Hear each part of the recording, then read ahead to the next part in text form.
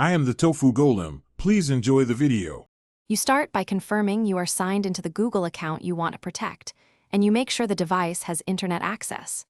Once done, open Settings Security so you can request a one-time password method. Make sure your recovery phone or email is current because Google uses them to validate. You do this now to avoid lockout. Immediate verification reduces delays and prevents repeated authentication attempts that trigger rate limits. Next, choose the one-time password channel. Google prompt for device push, SMS for a text code, or an authenticator app for time-based codes. You select the option, then request a code. If you picked SMS, expect possible carrier delays and verify your number. If you use an authenticator app, scan the QR code or paste the setup key. This creates rotating codes locally. Once you confirm the generated code, Google links that method to your account, so future OTPs will work reliably. To finish, enter the one-time password into Google's prompt within its validity period. You must be prompt because codes expire fast.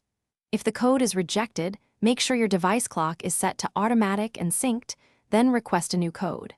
If SMS never arrives, try another method or use saved backup codes you generated earlier.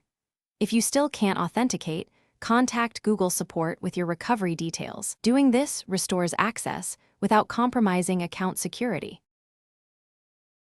Thanks for watching. Consider subscribing if we helped you today.